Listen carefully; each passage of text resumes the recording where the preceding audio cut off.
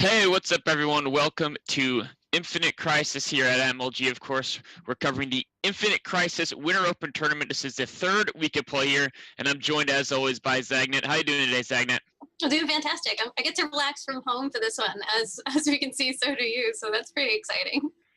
Yeah, it's nice to be in an area where it's a little warmer. I'm not going to have the white Christmas here in California that I would have had in New York or Boston, but it's nice to be able to go outside and not freeze to death too. So some advantages in living in different locations.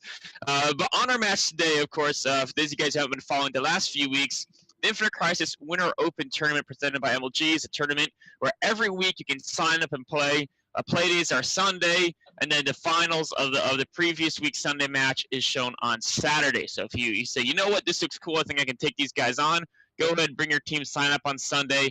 I think actually there's only going to be one more week in the regular season, and then we're going to get into playoffs. And in the regular season, every team that wins gets $500 plus points to get into playoffs. If you make the playoffs that are coming up in January, of course, the winning team of the playoffs will get $5,000. So if you win all those regular weekly tournaments plus the playoffs, you get a nice chunk of change to take home. Yeah, I don't even know if you can call that change, honestly. A chunk of change. Like, I don't know what life you're living, Nick, but you can buy a lot of hamburgers for $5,000. Let's put it that way. You're not gonna starve anytime soon, or pizza or whatever you prefer to eat. But before we jump into our actual final match, there was of course, Infinite Crisis and closed beta. You guys are constantly doing great work, improving the game, adding new features. I understand there was a pretty big patch coming, I think just released a couple days ago. Can you tell us about, maybe a couple of key points in that patch? Yeah, so the December update held a lot of really massive changes, quality of life changes overall to the game, rebalancing champions, defining roles for items and champions themselves. But a really big thing that we released too is our ranked play. So it's only a solo queue right now. You can only queue up by yourself. We're still looking at balancing around team play and being able to queue up as more than one. But right now you can jump into the ranked queue and you have your matchmaking rating, which shows basically how good you are on your profile page. You can have the option to join ranked. Which is a huge deal for people because we have a lot of, as you can see, IC Winter Open competitive players. But also if you're not really wanting to get into ranks, but kind of want to get the feeling and do some practice, we have draft mode as well, which gives you the feeling of ranks, but doesn't actually change your MMR at all. So it's a pretty big change, and it's definitely going to help the newer players and the really, really, really good players kind of separate themselves. And the draft mode is a different way of picking your champions, basically, right? So instead of the current method, which is blind pick, where you want to play Batman, you can play Batman as long as no one else on your own team also doesn't want to be Batman. With draft mode, each team goes back and forth picking champions, and once a champion is picked by any team, nobody else can play that said champion. Yep. On to our tournament today. There were a couple teams signed up. And we can see here in the brackets, actually, that Team KGB, they're always in the finals. They seem like they're almost unstoppable. What's interesting is in last week's match, the finals was KGB against KGO, which is very similar sounding names. But in this week, KGO actually lost in the semifinals to Team Vex Gaming, who's also made it pretty far in some of the past tournaments. But we're kind of seeing in the very first tournament, it was VGN up against KGB. KGB won. And in the second tournament, it was KGO against KGB, and KGB won. And now in the third tournament, it's Vex against KGB. So kind of different teams are all being able to claw their way to the finals, go up against KGB. But so far, nobody has unseated the current. I think it's pretty fair to say currently that you have to consider them the best Infinite Crisis team right now, at least in the North American circuit.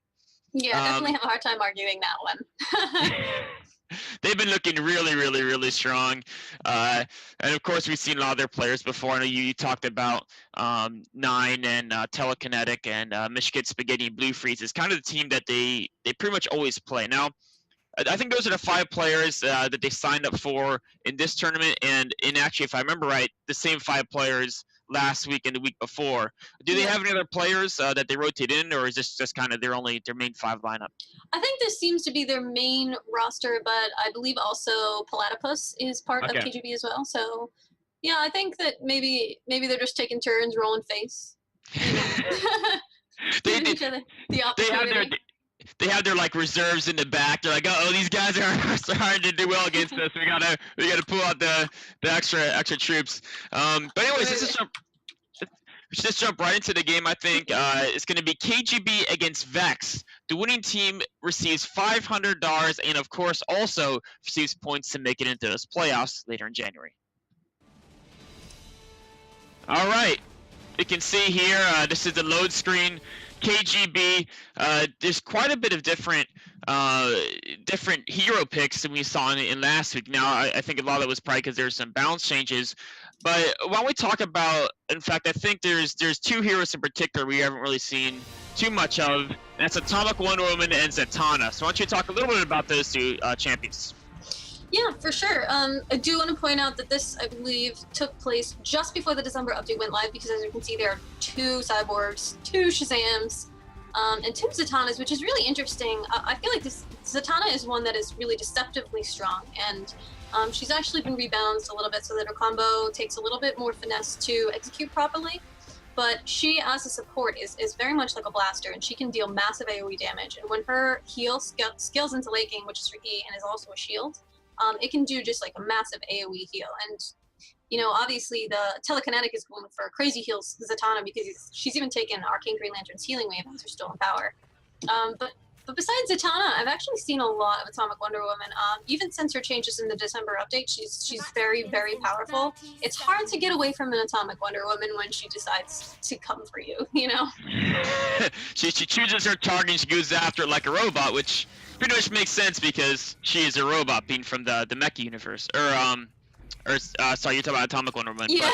But, we do have Mecha Wonder Woman in this game, so it kind of distracted me. Yeah, you lose track of them, you know? There's too many different universes, a lot of different heroes coming in from all universes. Now, the one thing about Zatanna is, you talked about that combo she can do, which ends up doing a ton of power damage, but also her ultimate, what it does is it turns someone into a rabbit temporarily, and then not only can they not do anything except for move at a fairly slow rate, but they also take extra power damage and extra attack damage because their armor is reduced in both those values. Now, I've experienced with her a bit, playing her both just trying to get crazy power damage for the damage combo with the swords, or also trying to just build pure cooldown reduction, and then you can just spam your ultimate on, let's say Shazam comes in there and you know he's going to kill you in one shot, you quickly turn him into a rabbit and then he's going to die in one shot instead to your team. Yeah, her bunny can actually, I mean, if you place it well, it definitely makes you the winner. you can pick any target, and that shred from the 50% armor and power armor reduction is kind of intense. And it's super low cooldown once she gets into late game. And once she gets into rank 4 of it, I think it's as low as like 30 or 25 seconds, even without cooldown reduction. Exactly. So it could be as low as like 15 seconds, even once you stack in enough cooldown reduction. We see a pretty similar stuff to what we see a lot of times, both Shazams hanging out in the urban jungle. We see both Cyborgs soloing top to get as much experience and gold as possible. And then we have Zatanna and Batman at the bottom versus Zatanna and Mecha Wonder Woman at the bottom from Team Vex. So if you're looking at, that's pretty much the main difference between the teams. So I guess there's the Atomic Green Lantern in the jungle for KGB versus Batman in jungle for Team Vex. But looking just at the bottom lane, what are the strengths and weaknesses of having Batman with Zatanna versus having Mecha Wonder Woman with Zatanna? Well, I mean, Zatanna versus Zatanna is, I guess, going to be the same lane regardless, but having a Mecha Wonder Woman down there seems like you can play much more aggressively than a Batman, because although a Batman is much of a safe laner and good for dueling once he gets up close, he doesn't have that much early game power in terms of harassing his enemies, because he's really without range with the exception of the Spatarang. So I would imagine that if Mecha Wonder Woman decides to be a little bit more on the aggressive side, if the tick was like, you know what, I'm fed up of being a little bit pushed back, all she would have to do is kind of just deal some heavy damage to Batman, because he doesn't really, like, especially early game, they don't have the sustain to kind of take that damage. Yeah, I've pretty much almost always seen Batman being played in the jungle early from these pro teams. But we can see that KGB is actually playing 3 different characters that are usually played in the jungle early, with Atomic Green Lantern, Shazam, and Batman. And typically you don't want to have more than 2 people in that jungle, so at least early on. So I guess it makes sense that they pick someone to pull out the jungle and put in a lane. and they're choosing it's going to be Batman, although he's okay. There, he's coming back in the action now. Oh, Zatanna not missing a combo on Team KGB, and she's going to escape, but she is very, very damaged. And against 2 range characters, how risky is it for Telekinetic to stay in there at this low life? I would say it's nearly outrageously risky for him to be staying, but obviously he has a lot of confidence. I'm sure with the amount of games that his team has won that he's quite sure, especially with the surveillance cameras that are placed around, he knows that nobody's coming at him. So I think he's just intending to stay in there, use his tech tab vial to bring some of his health back up, and you know, he probably even still has his healing wave available. He might be trying to bait them into an exchange and try to turn it around on him. Looks like Nine tried to make a move at the top. Team Vex is gonna pull back a little bit, and no one's died. It's just been mostly laning. Although you can see there is a difference in the credits. KGB is up by about 300 credits so far. And when Shazam comes out of the jungle, tries to get a gank on Mecha Wonder Woman there from Team Vex. He's unable to quite finish it off, and is that gonna put him behind the player Undead from Vex Gaming, who's been playing Shazam strictly in the jungle the entire time? Yeah, I mean, coming out for that one little gang, probably not going to hurt him too much. I think it might have been a good aggressive play. I mean, Mishkit, I think, knows his Shazam relatively well. He went in there, he did the damage, he knew he wasn't going to secure the kill, so he kind of just pieced out, and now he's immediately returning to the jungle. I'm not sure he's going to see too much of a hit for that. And, I don't know, Telekinetic still dancing around there with special health probably should not be there anymore. Oh, but meanwhile at the top, Spaghetti yanks in Khan, and Nine puts some good damage on him. And in a Cyborg mirror, being damaged is extremely dangerous because Cyborgs kill each other pretty much just by looking at each other. Yeah, I mean, once you land your Q, it's especially if you both landed on one another at the same time, it's just a duel to the death because of course his Q goes through drones and increases the basic attack damage that you deal to one another. So Nine is obviously just at a huge advantage here, having nearly all of his health while Khan is at, you know, half health. Yeah, Khan's having to use his health plus to try to heal that up just a little bit. And Telekinetic is still playing around. Now it's not only with almost no life, but it's almost no will as well. And ooh, Blue Freeze, that was pretty bold, but there weren't that many, I guess, skills up ready for both Mecha Wonder Woman or Zatanna. They didn't really punish him for charging in there. Meanwhile, oh, look at this, Atomic Green Lantern. They're setting something up. They're hiding the shadows here. They're trying to get Khan. Khan knows something's up though, I think, so he's staying safe right by that turret. Yeah, he has a camera right there in that top stealth pad. You can see to the left of Atomic Green Lantern, so I don't think Spaghetti knows, but he's just that aggressive positioning. Let's see, there's like a certain amount of time that you wait and you're like, well, nothing's gonna be happening, so I better just return to the jungle and continue getting drones experience. Oh, he's coming back! He really wants that kill, but as you can see, Khan does have that camera like he said, so he's staying at the bottom part of this lane, because if he does get close to Atomic Green Lantern, that giant green constructed arm comes out of nowhere. Oh, he misses the grab. Of course, I mean, Khan saw that one coming, so it was a pretty easy dodge there. But it was a nice attempt at a gank. It was just a really well-placed surveillance camera. Gave that one away. Yeah. Down here in the bottom lane, you can see the Telekinetic finally deciding to back, but not before throwing one little skewer on Mecha Wonder Woman to try and stop it. Fatal Uno says, no, you're not backing. I think that might actually spell the end, unless... Oh, narrow self-shield. Good play. And look at that. Is able to barely escape, and still not a single player has died this game. We're almost at the 7-minute mark, and so what happened to the 7-minute mark is at the very, very bottom of the map, a raider spawns. It's this giant drone that, of course, your team wants to kill because it gives 1,000 credits to the team, 200 to every single player, plus the wealth of experience. So it's a very, very important objective. You can see here, Team Vex, they have basically the entire team except for the Cyborgs at the top who still want to farm that lane as much as possible are all going to the bottom to fight over this raider kill here. Yeah, they're beelining for it, and this is the sort of thing that you think KGB already has the advantage because they seem to be in position for it already. So they have their camera set up right there. They know exactly where Vex is going to go in, and if Vex really starts taking the damage first, I think KGB is going to wreck him. I mean, plus they have Shazam down here, who's already level 6 with his ultimate. This is a really tricky situation because, of course, you want to kill the raider, but if you just start attacking it, it's going to damage you. Another team's going to come in and take advantage. Meanwhile, Atomic, they're trying to get the Shazam on Undead. Undead is going to get away. The ultimate from Mecha Wonder Woman goes down, putting out a lot of damage. The Shazam ultimate as well. So much damage going down, but only one champion is dead so far, and that is Undead, the Shazam from Team Vex. Yep, and it was because he really decided to go in first. And the moment he went in, KGB just converged on him, and they were like, well, I mean, you're here, we may as well just use all of our spells to kill you. And then the tick, Mecha Wonder Woman, not the one that you really want to be going in there, despite the invulnerability, probably going to go down or narrowly escape. What is with this? People living with such a smidgen of life. Wow, there's so many low life players. Zatanna from Team Vex is still healthy, but now she's getting ganked from 3 different directions. Batman takes out Batman. Zatanna looks like she'll barely escape, but now Team KGB says, okay, we've taken out 3. They have some time to take on the Raider, but it's taken so long that, oh, great dodge on Undead Shazam Ultimate there. They saw that one coming a mile away. Yeah, I mean, you're right. It takes so long that Undead was actually able to respawn and come back down, but they were still able to secure that Raider. Shazam, unfortunately, after using his ultimate, not really hitting anybody but the Raider, had to back out. And KGB did get the Raider kill as well to kind of rub salt in the wound. If Shazam was able to actually last hit that Raider, that would entirely turn the game around. And yeah. You know what's actually crazy? KGB, I think, had 3 players that just shredded life. So if they weren't so fast at responding to seeing Shazam enter that battle and split in 3 different directions like they did, his ultimate would have been a triple kill right there. Yeah, most likely. And that would have entirely turned around all the advantage that KGB had built up by getting the 2 kills early. Yep, it would have basically just been a dance for death. A lot of people would have died, but it would have gone to Vex despite all of the positioning that KGB did. You can see KGB is ahead now by just 2.2k credits, which may not seem too substantial, but early game that can really help you establish it.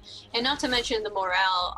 Always, when you die in a team fight like that, it's kind of crushing to your spirit, unless I'm just a pessimist. But knowing that KGB has been so ahead in their battles, I think Vex might have to play a little bit more cautiously or try to be the first ones. Maybe if they were the first ones to the Raider and they didn't get there just a few seconds late, they might have been able to secure that victory.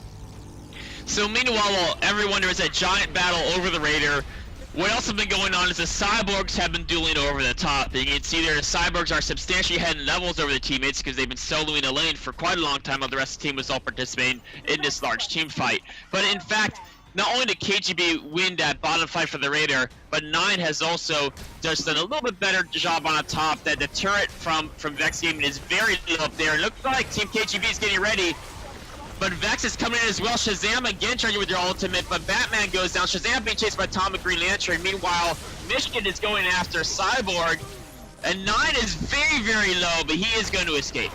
Yeah, Spaghetti's not going to give this chase up. He knows all he has to do is really right-click that Rads took him out. Khan trying to get revenge, but I think he might need to back out. He does have his ultimate, but it just went away. So he's probably just going to need to run away. I mean, this turret is seeing the end of its days.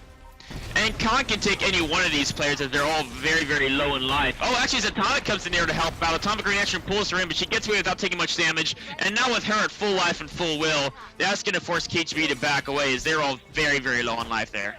Yeah, then that's a good decision. I mean, when you're really low, it's definitely fun to dance around, but they know their limits. They're like, well, probably shouldn't continue to fight this. And of course, once 9 returns to that top lane, I'm sure he can just counter push that drone wave and probably take the turret out pretty quickly. And of course, you notice they very importantly also kept Mishkit up there at the top, because if Mishkit went back with the other 2, their top turret would have died. Khan could have easily pushed it down and taken it out before they could have gone back up to support. So it's very important to have the Shazam there to just protect that turret until the rest of the team can come into support. Yep. So we can see another thing we haven't talked about yet in this game is the power relays. That's just because both teams have taken their power relay without really any contestation quite yet. But here at the bottom, Batman comes in, he takes a lot of damage, and there goes off the rabbit on Mecha Wonder Woman, but it's probably not going to be enough. Can Zatanna escape? She's on the run. Telekinetic goes down. Another bunny on Blue Freeze. This time KGB's turning people into rabbits, and now they're trying to chase down the Batman. It was actually a really good play by Vex. They decided, you know, numbers are a good thing to have, and they ganged up on them 4v2, knowing that they weren't going to have much competition. But KGB decided to go to the Doomsday device in the downtime. They might They might forsake their bottom turret, but it doesn't really matter. But it looks like Shazam actually knows, so he's going up there to try to contest it. They do have that camera in there. I'm not sure that he really wants to contest it, but I guess he finds it worth it regardless. So what happened right here, that yellow orb is a doomsday device, but it takes a couple seconds to pick it up. So if you're attacking the other team, they can't pick it up quite while the battle's going on, but KGB has too much manpower. Zatanna gives up her life, but oh no, Shazam comes in there. Oh, he tried to get the kill, but they're kind of coming in one at a time now, just being picked off by the KGB team. Yeah, and that's really what it was. I mean, if they had really gone all in at once, in more positions in a way that was more beneficial, they kind of they gave up the Doomsday device and they gave up a couple of kills too, trying to contest that. What they really needed to do was, I think, just be together and pick a target, but they kept going in and kind of underestimated KGB's synergy. The moment one person would go in, KGB would just converge on them and kill them before anybody got a chance to rejoin on the Vex side. So now KGB's just going through and ransacking the jungle. They took the second power relay, and they're actually going to be able to probably secure that third relay once it comes up at 15 minutes. We've seen them position themselves really well for the objectives thus far, so I wouldn't be surprised to see KGB head for that top lane, head for that top relay way ahead of time, and secure that one. And that's going to make it really difficult for Vex to come back from, because they're already a little bit behind, and especially in the top lane here. We can see there 9 meanwhile took out that top turret, and you're talking about how important the top lane is around this point in the game when a top power relay comes up at the 15-minute mark, just 1 minute away. Taking down a top turret is actually a big deal in helping basically helping your team in that battle with that top relay. Meanwhile, at the bottom, the Raider is back up again. Remember, every 7 minutes that spawns, so it just came up right now. And again, KGB looks beginning to better the trade as he's already taken out Undead, the Shazam of Team Vex. Yep. And that was really good. I think the Raider spawns at 7 minutes, but I think the respawn time is 6 minutes. So I think that because of all that dancing that they did around the Raider, then I think it probably died around the 8-minute mark, which we didn't do a good job tracking. But I think it respawned at 14 minutes. And it's interesting that they're going to be able to take this bottom turret. They took the Raider. And, I mean, they're not even really worried about getting the top power relay at this point. They're so aggressive in this bottom lane, knowing that there's not much opposition from Vex right now. And they might have confidence that because 9 pushed against Khan so hard in that top lane, he might just be able to get that relay himself. That's right. I mean, if you look at he's level ahead, I think he's some credits ahead as well, most likely. And as long as they can keep the rest of Team Vex at the bottom in a one-on-one, I think they have to be confident in 9. But they look at it, they're saying, you know what, let's be safe, just in case, you know, Vex starts to send some extra manpower there. We're going to send in some support. Look at this. Khan taking so much damage so fast from Shazam and Atomic Green Natural. But coming in, Mecha Wonder Woman uses her ultimate to great effect. Is it going to be enough, though? Oh, she's able to... No, she is taken down, but Team Vex gets a trio of kills there as well. Well, actually, 2 right now, unless Telekinetic. Yeah, he's going to go down as well. Yeah, that was a really good play by Vex. Excellent positioning on the tick as Mecha Wonder Woman. She was able to shred... it seems like every single tick of her ultimate, every 0.5 seconds, seems to have damaged every single enemy. So that was really good on her, and she did almost escape with her life. But I believe it was Telekinetic who said, nope, I'm taking it with me. But then, of course, that put Telekinetic in a position where he was going to die as well, because he had to kind of run into the other team to finish off that kill on Mecha Wonder Woman. I mean, you might say it was worth it, though. After all the devastating damage that Mecha Wonder Woman did, maybe it was worth trading his life for that. You gotta have revenge, right? She takes down your whole team. You gotta get the revenge. But throughout all that, while Vex did very, very well in that battle, meanwhile 9, he was taking a top power relay. He said, you know what, I could join the battle, maybe it'd be different, but the relays are really what's important. And it's actually even more important for Team KGB to take the top one, I think, in a way, because that resets all 3 of the relays again. So for even longer, they're gonna have all 3 of the relays. It keeps it to the head for an extended period of time. Yep, and in addition to that, I mean, they as champions are already way stronger. Level 12 Spaghetti going in on Connie, even though he's level 14, knowing that Cyborg's really squishy, might be able to take him out. Yeah, Blue Freeze says no. Batman always really good at that chase. And it looks like Shazam in the top lane went down to 9 as well. So, oh wow, not just Shazam. Wow. Oh my gosh, he 1v2'd up there. He pretty much took on the entire team there. That's what Cyborg can do. If you look at it, over 9,000 credits. That's, you know, no one's even over 8,000, and 9's over 9,000. So you can see those items. He's got Joe Chills, he's got Claw of Horus, he's got Marauder's Knife. He's an incredibly stacked Cyborg, and that's what happens when you leave a player as good as 9 is alone on lane for the first 15 minutes of the game. Yeah, that's the benefit of having a marksman in a solo lane and really boosting their attack damage, because like attack damage per level is definitely something that you want to consider, because no champion actually gets power damage per level. It's only attack damage per level. So I think he, you know, just in the very basics will benefit the most. And also marksmen really snowball out of control once they get just a few items, and like you said, the artifacts that he had were incredibly devastating, and I'm not sure that Vex really wants to be picking this fight right now. Yeah, it looks like they tried to take down Spaghetti, but he's so tough, even in rabbit form, still at half-life. A great ultimate from Mecha Wonder Woman, but you know, Khan is forced to retreat. Anytime you force enemy Cyborg to retreat, that means he's not dishing out damage. Meanwhile, 9 was dishing out damage that entire conflict, and Team Vex is forced back, with 2 of them having fallen. Yeah, and that was actually a 4v5 as well. Blue Freeze wasn't even there. He's going for the Doomsday device by himself. That's what Batman can do. He's very good at dealing with technology, Doomsday device included. Can he? Yeah, okay, so he's using his ultimate to help him get some more attack speed and regeneration. But it looks like eventually he will need help, and it's coming in there in the form of the rest of his team, Mishkin and Spaghetti joining the party. And in this position here, will that Doomsday device most likely just be used to push on the turrets or the home base? Yeah, at this point, I mean, they might not even care so much about the power relays. They've already got a couple of drone waves set up, and they're so powerful that all they really need to do is Spaghetti needs to drop that Doomsday device in a way that's just going to be devastating. I have a feeling that's probably what's going to happen. They do have a lot of damage over there on Vex, I mean, between Cyborg and Mecha Wonder Woman, but it's going to take a lot to position well, and just seeing as how far ahead KGB is overall, just as a team, I mean, over 20k credits is going to KGB right now because of their absolute dominance of the relays, of the Doomsday device, and of the Raider. I'm not really sure how Vex is going to pull this one out. I think they need to stick together, and they need to try to stop Spaghetti from dropping that Doomsday device. Other than that, I don't know. I think he's going to use that, yeah, he's going to use that Doomsday device basically as a way to protect himself while he takes the enemy relay on Team Vex's side. So even if the rest of the team comes in to try to prevent KGB from grabbing this relay, Doomsday device will push him back, and in fact, they may have enough time to actually take it all the way to the base after grabbing this relay as well. Yeah, that's most likely what's going to happen. Vex does not want to fight in here. Yeah, they ended up using it and able to hit that turret as well. I feel like I might have waited to have used it for the inner turrets, but they don't really need to, I think, at this point. Vex is so afraid and so underleveled, and I mean, they really should be afraid.